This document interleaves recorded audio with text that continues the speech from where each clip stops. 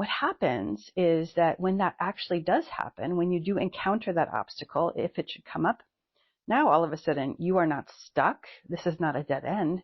You actually know what you're going to do. You are listening to the Decluttering Club Podcast.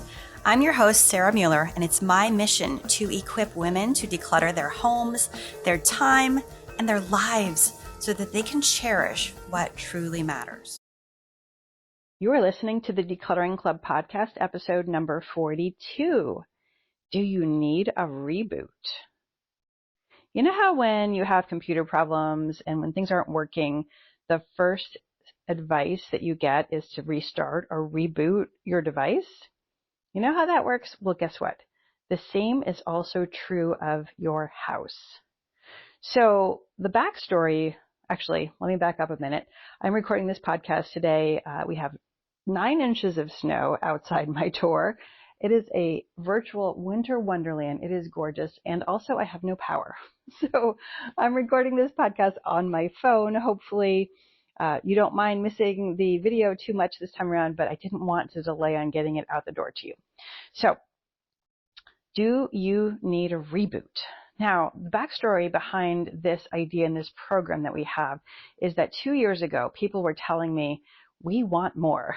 Like they just can't get enough decluttering. And, people love our challenges. They love our membership. All kinds of things get done. It is amazing. But people really were missing more daily accountability, daily tasks. They love it.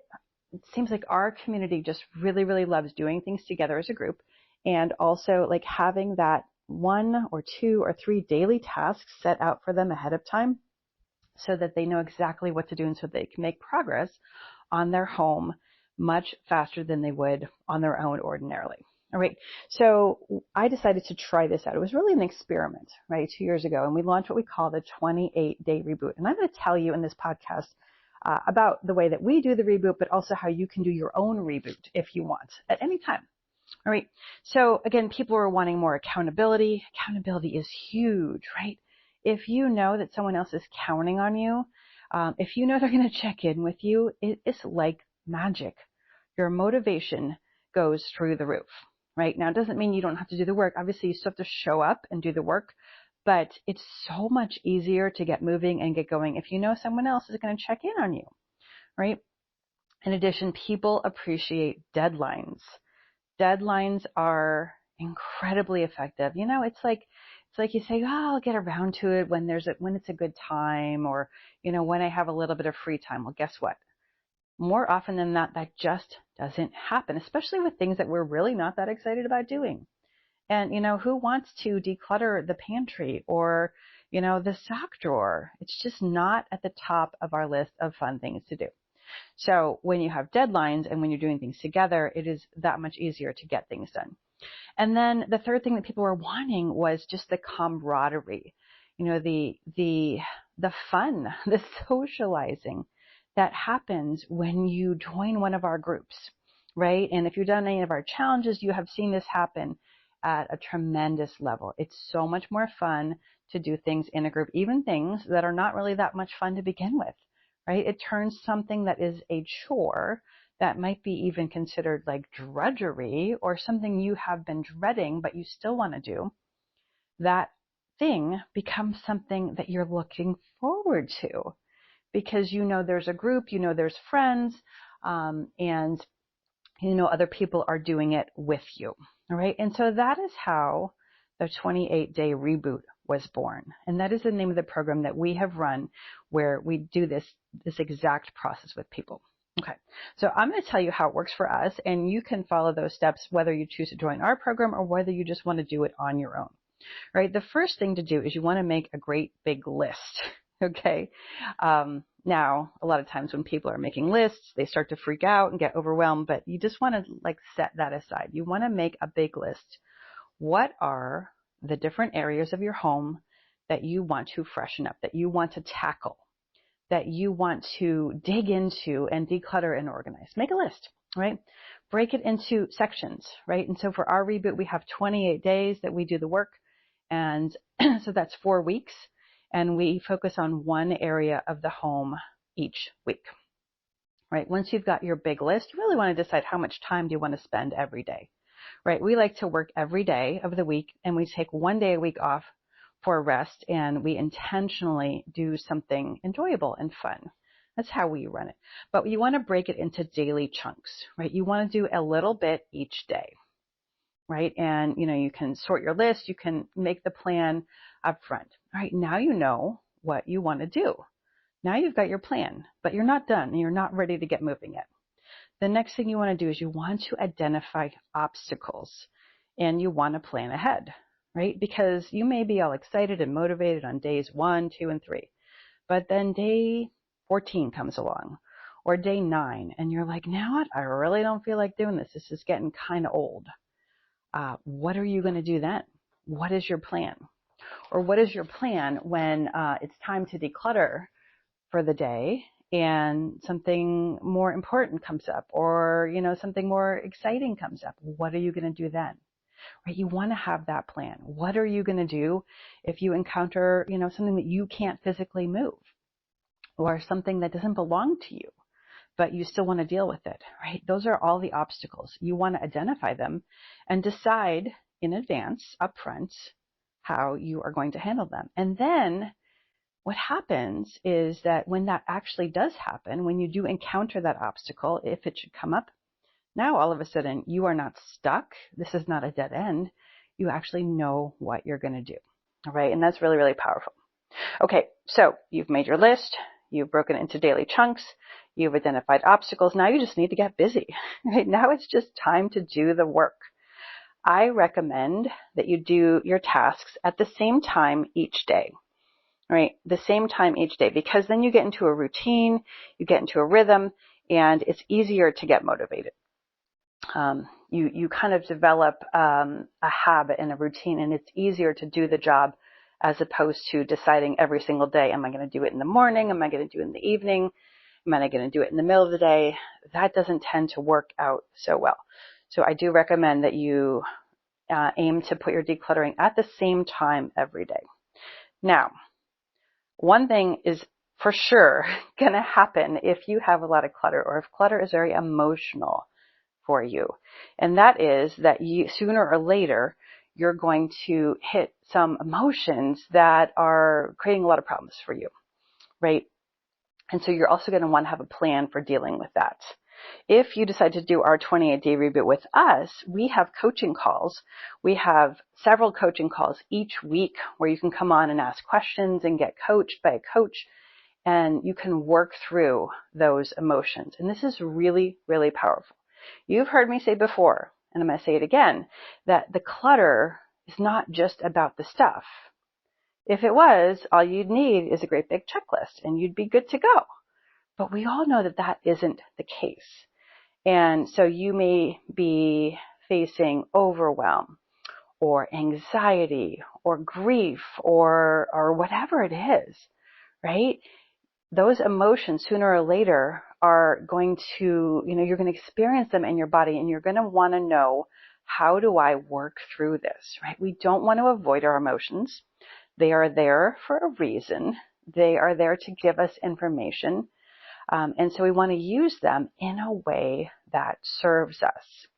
Okay. And what most people do, because they have never been taught how to manage and how to feel their feelings, most people just either they shut down, they go into fight or flight, or they freeze, right? And that's very, very typical, right? That's what human beings do when they're faced with something they don't know how to handle. And so we don't want that to happen to you. So we offer coaching during the 28-day reboot so that you can keep going, you can stay on track or get back on track, and you can do what you set out to do at the beginning. Now, something magical happens in groups. I don't know what it is. I have some ideas, but I do know that it is magic. There's like a bonding that happens when you do something in a group. When you all know, hey, today on day 3, everybody is doing this same task. It is so comforting. There's like this feeling of safety that comes in. Even if you're not in the same place working together, you know that your buddies, halfway around the world are also doing that same task, and maybe they report in later, maybe they share their pictures. You know that everybody has done the same job, and that's going to send messages to your brain that, hey, like, this is okay. This is a worthwhile task. Other people know what I'm going through, and other people can relate to me.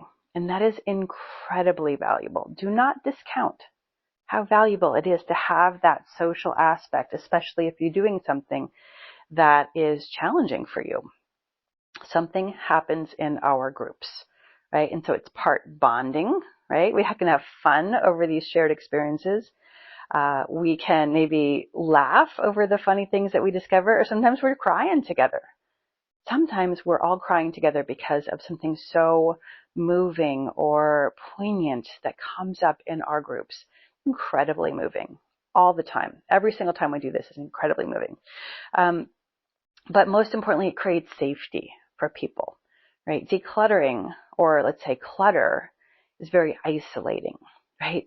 And there's a lot of shame and judgment, but it's very, very isolating. And so if you can do this experience in a group, you're no longer isolated, right? And that is incredibly important for your brain to realize, okay, like, I'm not alone here. Other people understand what this is like. Other people have done this before, and they have faced the same challenges that I've faced, right? And that creates safety and comfort. And the other thing I love about doing this kind of work online together in groups is that everyone gets to control their level of participation. So some people are going to be posting all of their pictures, and they're going to be telling all the stories and sharing a play-by-play. And they love that. And then other people are going to do less of that, right? Maybe they're just going to be observing. Maybe they're going to be working behind the scenes, but they're not going to be sharing their pictures. They're not going to have their camera on. Maybe they decide not to speak on coaching calls, right? And it's all perfect, right? It's all exactly perfect. And there's no requirements for participation. But the people who do speak are benefiting themselves, and they're also benefiting everybody else.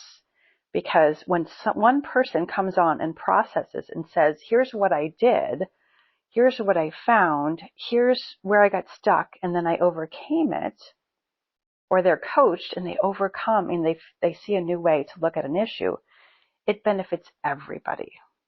Because we can all see ourselves in other people. And it's really, really rewarding and powerful and exciting. So that's what I love about doing this work online, because you don't have to open the door to a stranger. You don't have to let anybody into your house. That can be hard for lots of reasons. And so you control, like, how much you show the world and how much you open yourself up to that. Sometimes it's just perfect for people to just observe what others are doing and then do the work, in their homes. And other people, again, as I said, they love to share and they process out loud. And so there's no wrong way to do it, right? And it all works together really, really well to help everybody make forward momentum. Now, some of the things that we have heard from people when they do the 28-day reboot is that they get more done in 28 days than they have done all year, or maybe over the past several years. It's incredible. We hear things like, people say, I found my closet floor, or I found my kitchen table. We're eating at the kitchen table when we haven't done this for years. It is unbelievable what happens just because, right? Again, because you're doing something every day, and it's a very methodical, well planned out sequence of events, right? The sequence matters too. And you do something every day, and you do it in a way that doesn't burn you out, okay? And then to top it all off, we teach the habits and routines to help you keep it that way over time, right? We don't want you to do this big reboot. We don't want you to, dive in and do all this work for 20 days, and then 30 days later, you're right back where you started. Or worse still, you've gone backwards because you didn't develop those habits, because you didn't maintain. So you've got to learn maintenance along the way. And that is all baked into the 28-day reboot. In addition, all of this emotional processing, that needs to happen as you declutter, that is all baked into our programs as well. This is, again, not just a program where we give you a checklist and, tell you to work harder, try harder. That is not the answer. And we found that doesn't really work for people. But what does work is camaraderie, encouragement, positive attitude, a little bit each day, and learning maintenance, right? So that's the way that we do the 28-day reboot. We would love to have you if you decide to join us for the 28-day reboot. We are opening registration for it on February 23rd.